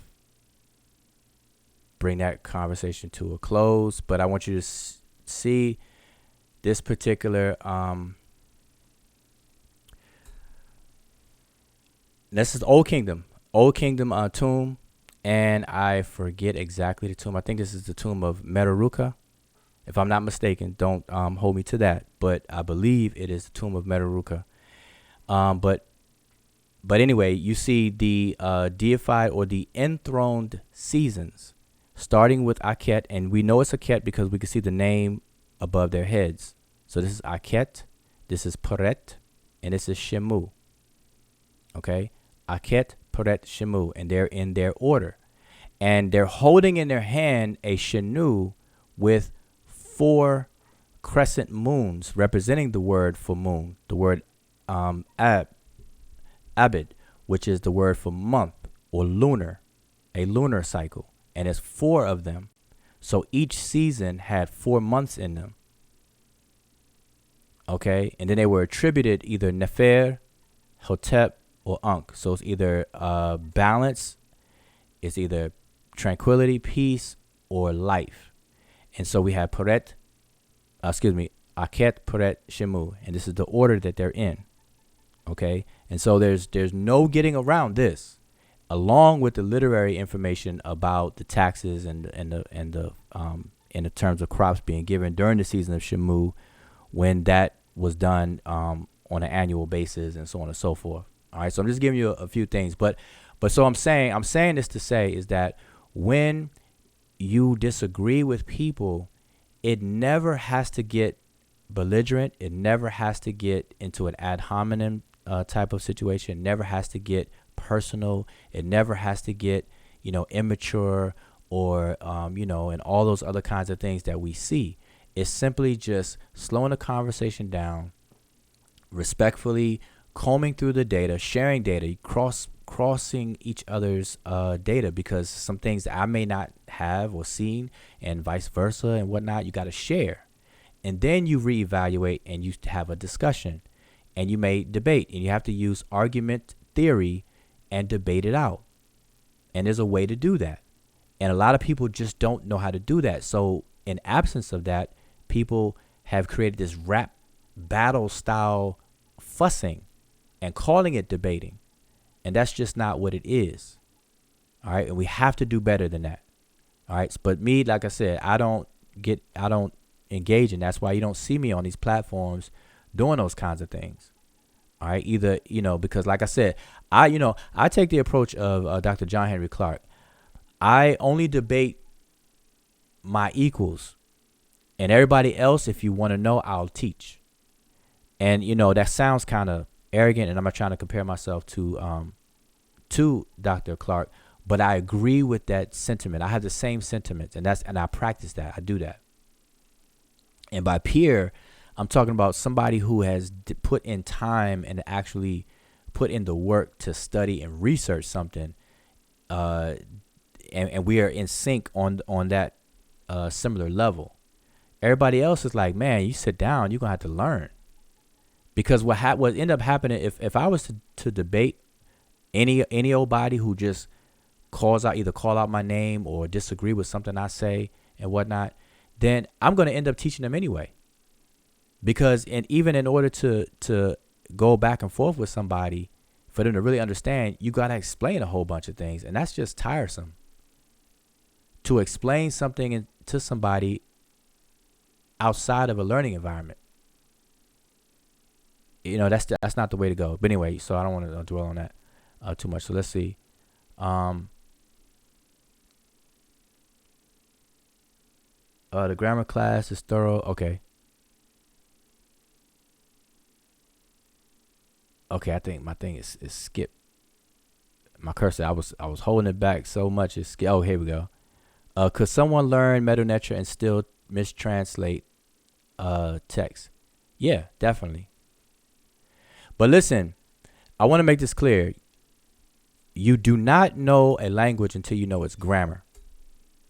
All right, so people gotta stop making claims that they know this or that language, and this goes for anybody. You know a language when you know its grammar, because the reason being is because grammar is two things at once. It is morphology and syntax. Morphology deals with the guts of words. It deals with the level of word and below. So all of the elements or the atoms of words, what make up words, the morphemes, which are the smallest units of meaning. And it builds up to the level of word. Once you get on top or above the level of word, now you're dealing with syntax, which is the environment in which words are found in. And so they form syntactic units, and they form certain relationships. And so until you know how that occurs in a language, you don't know a language. And so we have to stop lowering the bar on everything. All right. So I hear people that say, that make a claim that they know X or Y or Z language, but then when you ask them about grammar, they don't know about the grammar. Then it's fine. Don't say you know it. You want to share what you know, but don't say you know a language. All right. And so to answer your question, Sean, yeah, people can mistranslate. Even scholars do it sometimes. So it's not, mistranslating something. Translation is a science and an art. Because in order to translate, you have to know at the very least two languages. You have to know the source language you're coming from and then the target language you're coming into. And you have to know the grammar of both, because the grammar is not going to match. So, for example, in Rodney Kemet, we have what's called, well, let's just make it easy. The adjective in Rodney Kemet, the adjective can function attributively or predicatively, meaning that it could be in the predicate, or it could be an attributive adjective following the substantive that it modifies. Either or. Okay, some languages don't have that. Like Spanish does. Spanish had, like if I say Casablanca, the word blanca is an adjective, means white. And so casa is house. So the adjective comes after the substantive house. So literally I'm saying house white. But to bring that over into English, I have to reverse it to make it make sense in English, because we don't talk that way. We don't say house white, car red, shirt blue. We say blue shirt, red car, white house. And so I have to have that knowledge of the grammar of English and its syntax and morphology, and I have to know the syntax and morphology of Spanish in order to bring it over, to transfer it. That's what translation is about, to transfer from a source to a target. Until people are able to do that, they don't know the language, one, but we can make mistakes. And it's a science and an art. So the art comes, like, for example, what I mean by that is, let's take the word Hemet Nasut. The word Hemet Nasut, some scholars may translate it as wife of the king, because the word Hemet means wife and Nasut is king. So Hemet Nasut, some people may say wife of king. The next person may say king's wife. They may translate it that way. And the third person may say royal wife. So you got three different translations of the same phrase by three different people, but they're still within the same semantic range and everybody can still understand. So it's not a problem. It's not to say that one is correct and the others are incorrect. all three of them are conveying the same basic semantic expression. The wife of a king, king's wife, or royal wife. Okay, so that's where the art comes in. So some scholars may translate a little, a little differently than the others, depending on, their backgrounds or whatever the case is. So we have to understand that. But now, when it comes to mistranslations, that's due a lot to do with not knowing the grammar and walking into text with some assumptions and like what do you call it, biases and assumptions and all that kind of stuff as well, and possibly not knowing how to parse the words and sentences and phrases, and some of it could be due to laziness, not looking up things. All right, so there's many reasons why people can outright mistranslate. All right, so hopefully that kind of answers that question. Let's see.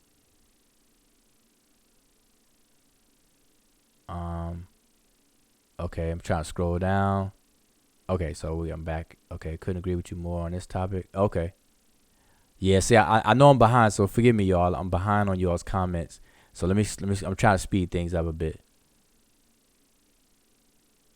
Let's see. Okay, Sean, how proficient of a teacher can one be who just started learning the Sesh?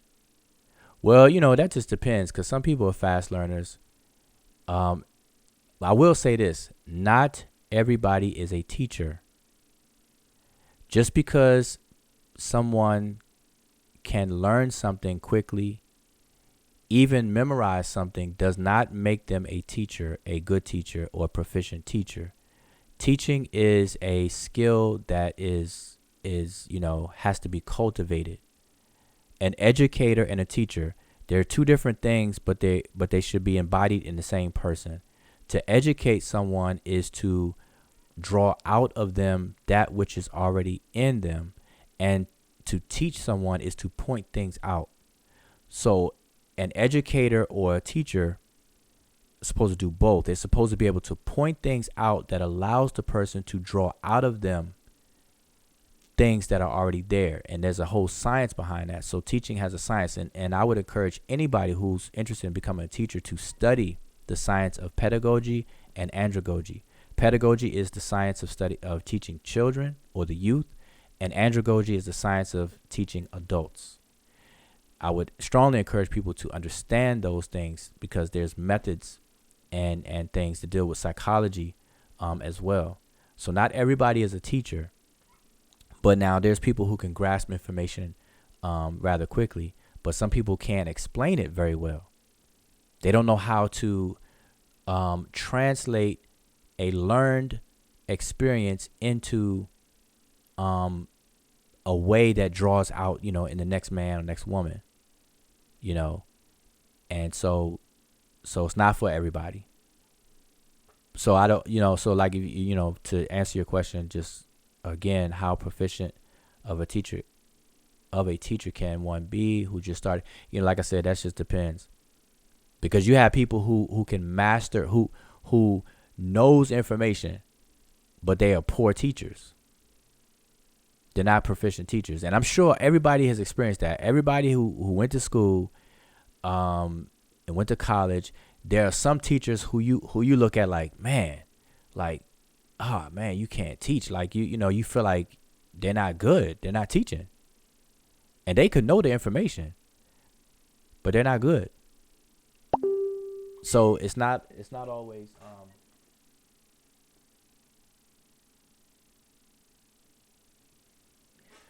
it's not always about about that. So it's ability to make people understand. Okay, so I'm trying to make this quick. Jolanda says, I've heard Renoko Rashidi gave a performance in Cleveland, straight line to the people.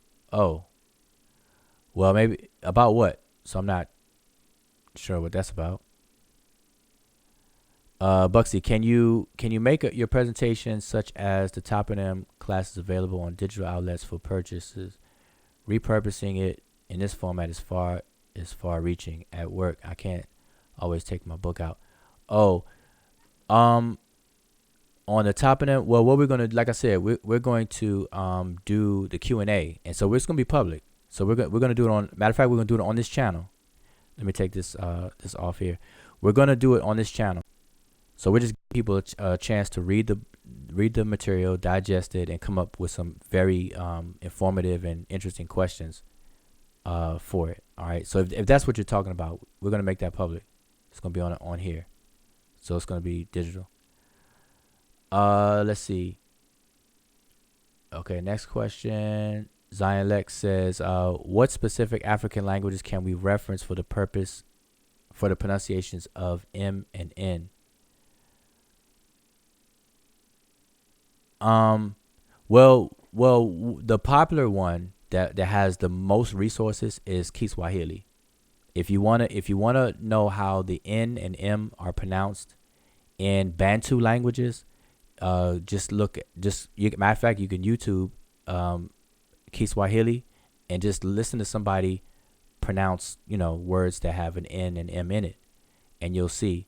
Like, for example, yes, Sonet Emiket, our elder Mfundishi, like, people will pronounce his name Mfundishi, but that's not how you pronounce that. If you hear Bantu speakers say the word, it's Mfundishi. You start with your mouth closed, Mfundishi. Like Jean-Claude Mboli, people would pronounce his last name Mboli instead of Mboli. You start with your mouth closed. Mfundishi, Mvulana, Mfundishi, Mboli. We don't say Mboli, Mvulana, or Mfundishi. That's not proper, but I mean, we know, who we're talking about and everything like that. But so anyway, to answer your question though, the most popular Bantu language would be Kiswahili. That has the most resources, most books. You go to the rosettastone.com. They got classes on that, good stuff. They'll teach you the phones, how the characters are pronounced. All right, so that'll be my recommendation. Let's see. I'm trying to see. Okay, Sean P. Anyone knows what the R glyph is in Gardner sign list? Are you asking what R8 is, or what it is, like what people say it is? Because it's the word for, it's the sign, it's the glyph that represents the triliteral Netcher that we spell Netcher. But if you want to know what it is, it's a standard. If that's what you're asking, what it is, it's a standard. Some people will say it's an axe. Some people say it's a flag. And then people will argue over that. But yeah, they'll miss the whole thing. It represents the word Netcher. All right. Then people get busy arguing if it's an axe or if it's a flagpole. All right, but it is a standard though. Let's see. Next, we can disagree, but hating each other. Okay, Saber, can you go over your favorite mythological text? Why is it your favorite? Oh, that's gonna be a whole conversation. But for those who don't know me, my favorite text, which is a mandatory text, I tell everyone before we get, after you learn the language, of course, is to get the book of the transformations of Ra, and book of knowing the transformation of Ra and overthrowing of Apep. That is a text that everyone who deals with Kemet should be familiar with, because every single indigenous culture on the planet has a story on how things come into existence. We call it today a creation story or a creation myth or whatever, but it deals with ontology, which is the categorization of existence, and then taxonomy, which is the structural hierarchy of how things are situated in the psyche of the people. And it deals with cosmology and cosmogony. the generations of order. And that's what it's about. How do things come into existence? And so every culture on the planet has that explanation because they transmit it from generation to generation. And so the Egyptians are no different and whatnot. So within this particular story, they talk about how things come into existence. And they have a few of them. But this particular one is the one I'm talking about. It's called the Book of Knowing the Transformations of Ra and Overthrowing of Apep. If you know how Ra transforms it's in and of itself to become the things in the world and as the world, then you'll know how to overthrow Apep and know what Apep is all about.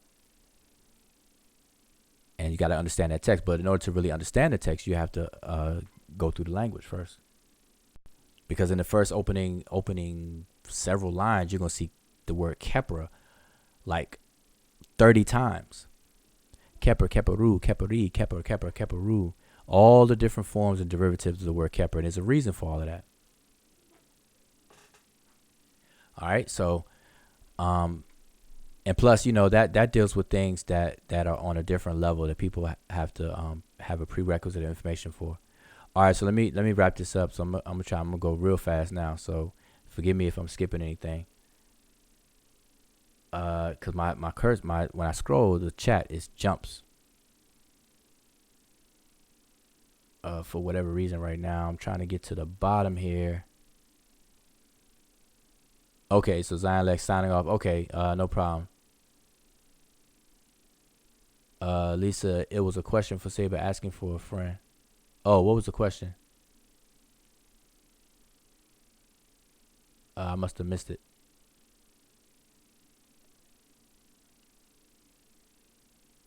Okay, what is the best dictionary to use as a beginner learning?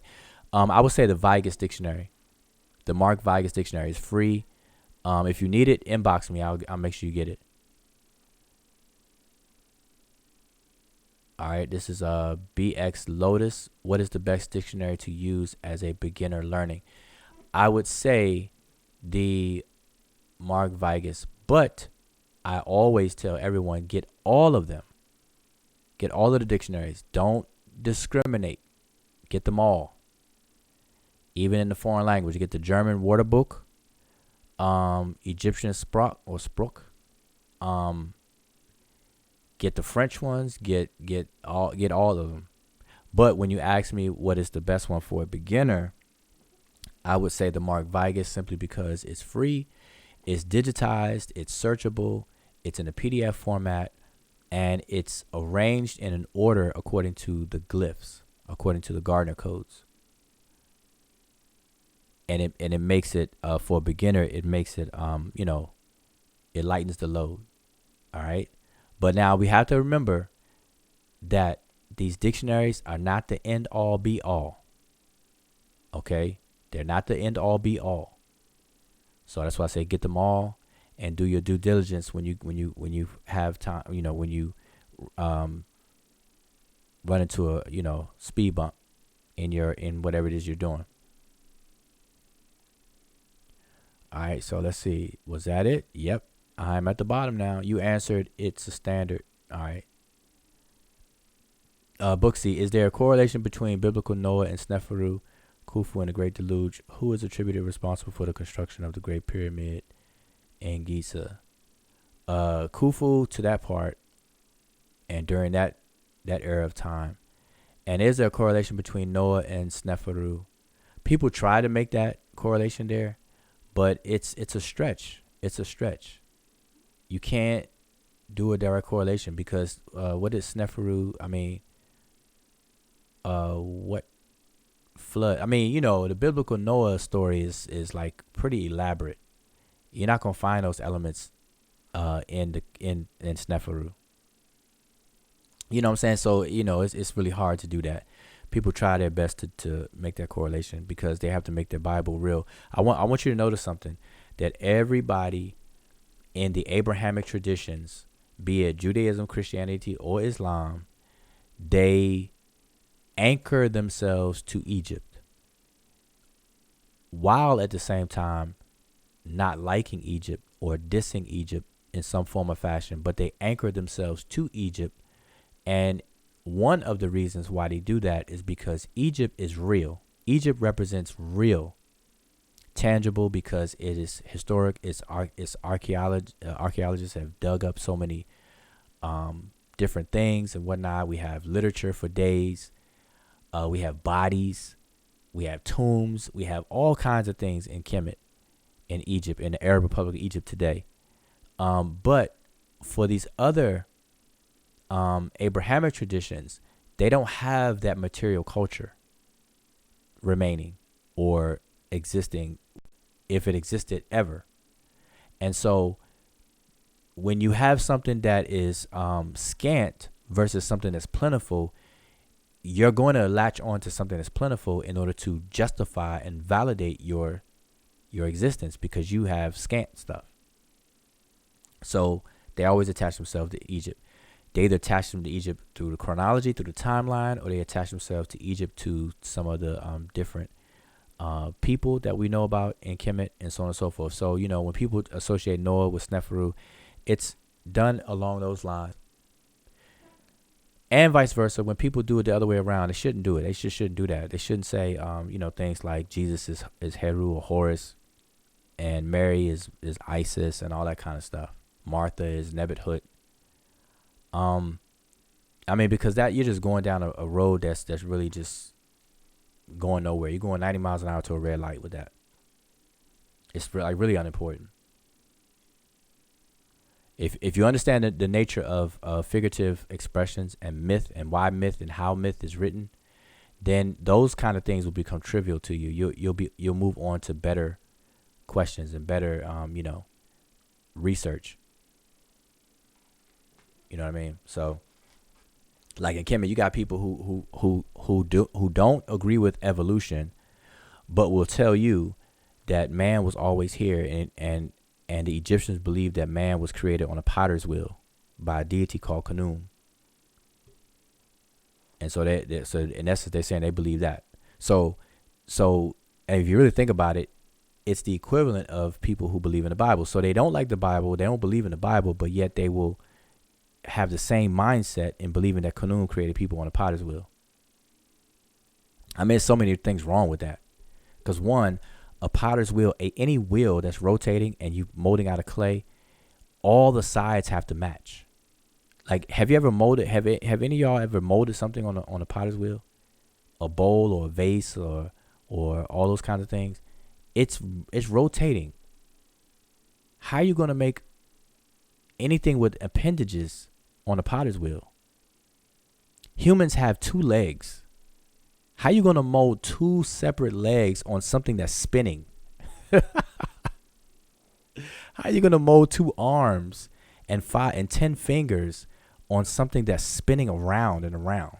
Like, what would be the point of using a potter's wheel than just a lump of clay and then molding it, just molding like how they mold a statue? Why the wheel? Why the potter's wheel? Think about it.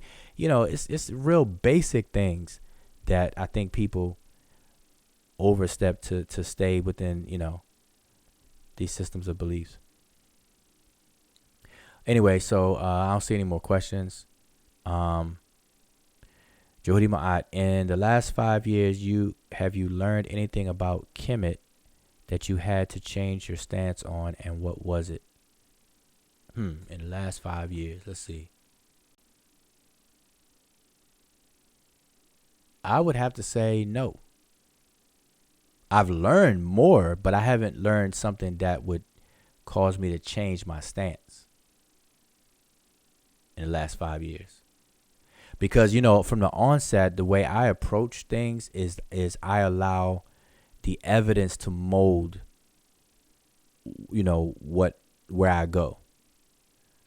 So that would be like, I would probably answer differently if I was the type of person that walks into a study with some bias and some assumptions, some presumptions, and all this other kind of stuff, and then I would have to change up a lot of things. But now I walk into it to this, allowing it to direct me,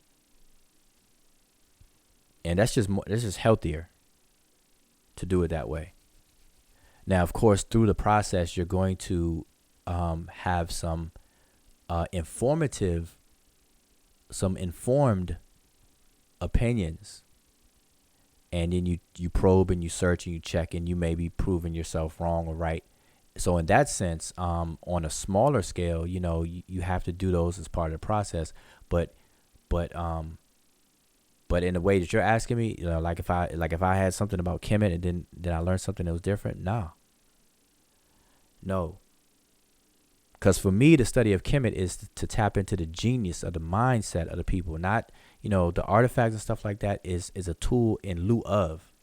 But what we really the real prize is the state of mind that the Egyptians had overall. How could an African society, how did they erect such a brilliant civilization that lasted so long the way that they did? We want the genius behind that. All right, we want the genius behind that. And there's answers to all of that stuff. So anyway, but last call for any questions. So again, this is your brother Wujau. If you haven't subscribed already to the Sesh Netcher, our YouTube channel right here, make sure you subscribe. I got 30 people watching and only 11 thumbs up. So make sure you thumb up the video. And, I think that does something to the algorithms or whatever the case is. So make sure you thumb up the video and subscribe. And also make sure you subscribe to our individual channels. We have the Masi Warrior Clan channel. We have Kosi Paisai TV. And I started to use my own channel under my YouTube account, Wujau. So make sure you subscribe to my channel. I talk about things, other than Kemet. There. And what else? And that's it. So, last call. Okay, Bud. Hotep to the brother Bud. Yeah, Bud, we haven't talked in a long time on the Hangouts. Bud, if that's the same Bud, I believe it is. Man, the Hangouts way back in the day, we used to do the Hangouts. He asked, what color were the Egyptians? They were purple. They were purple people eaters. All right. Yeah. But look, on a serious note with that, the ancient Egyptians, I'll show you. I'll let the ancient Egyptians tell you themselves. So let me show you.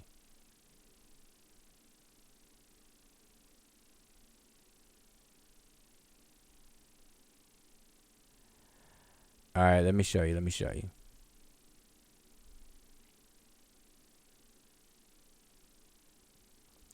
All right, so Bud, this will be the last question. It is the last answer. So you asked, what color were the ancient Egyptians?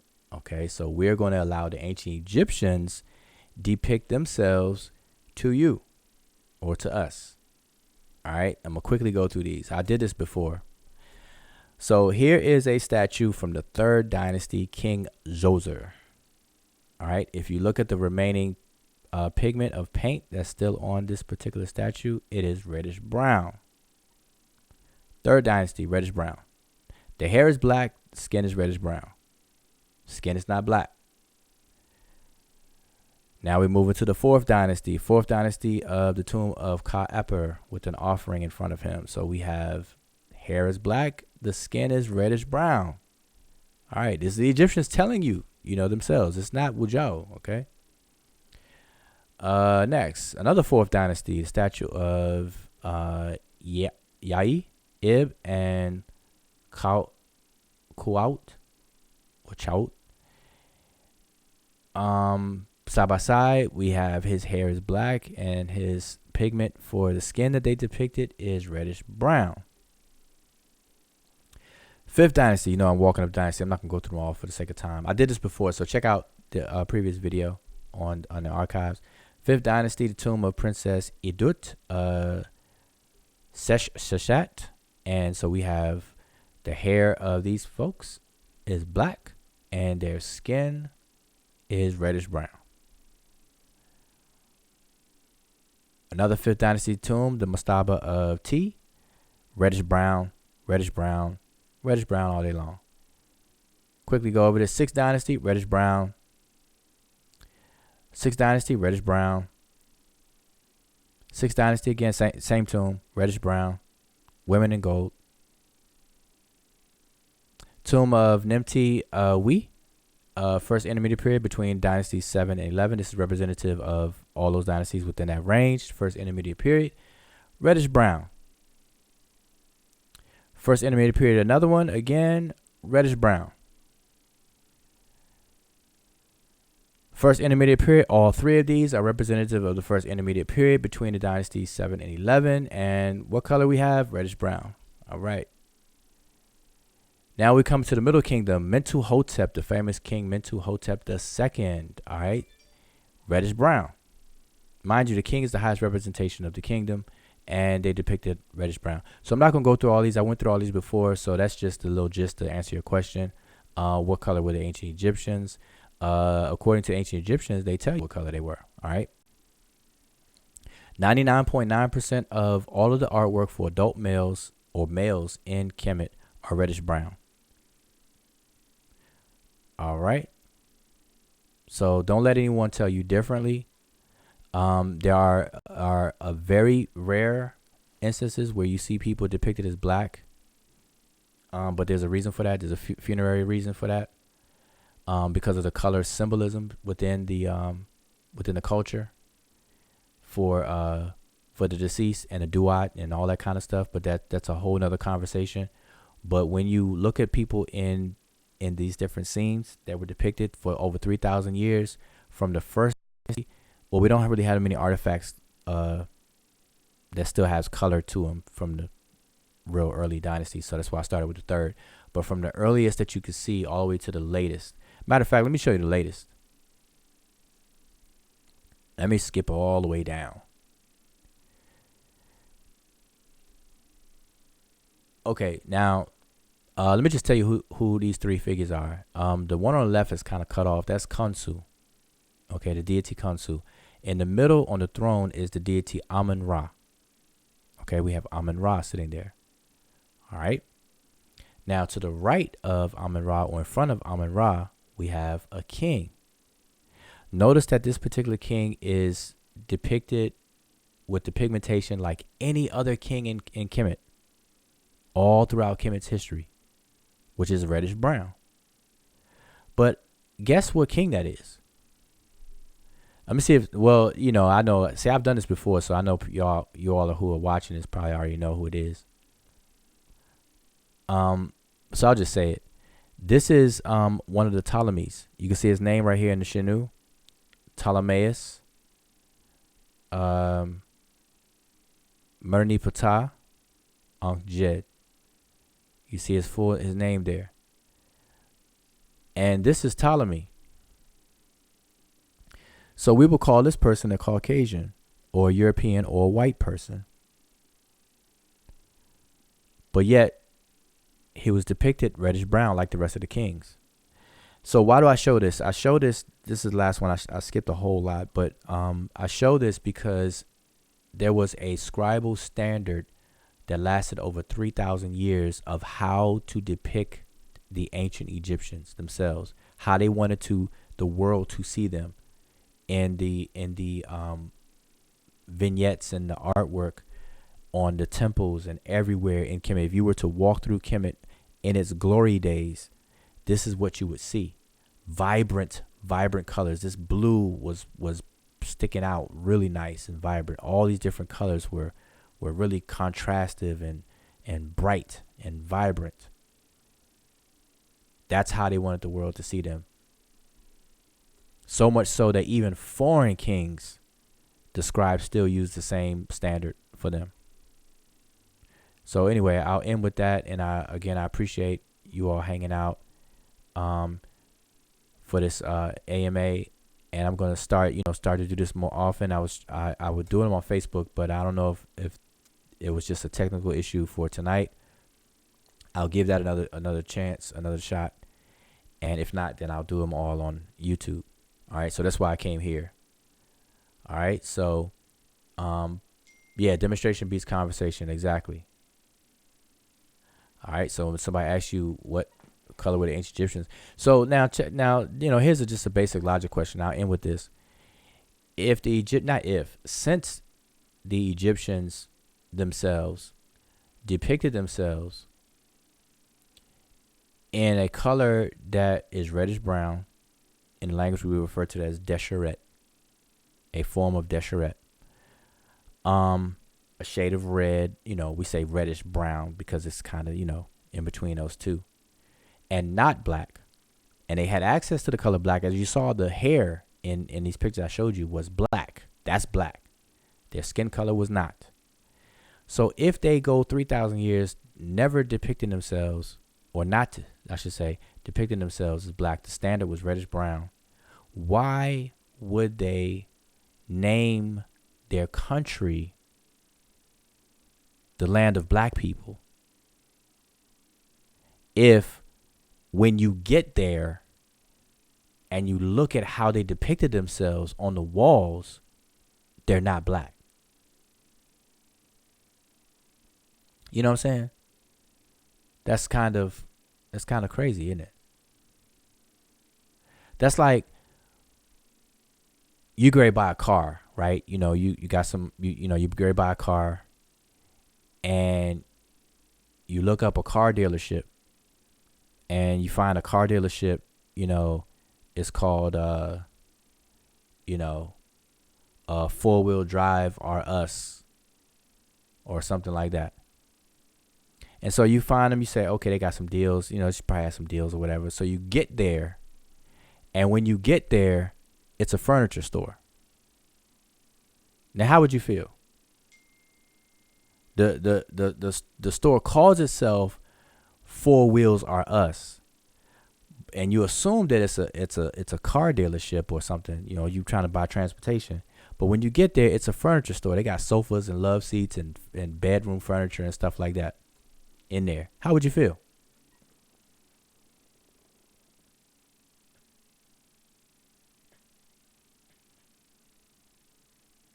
You know what I'm saying? So that's a logic question you have to ask. So if you're gonna name your country black people, but yet when somebody gets there, you don't see black people, the color black, and you look on the walls, you don't see people painted black. That's misleading. That's not how you do stuff. That's illogical.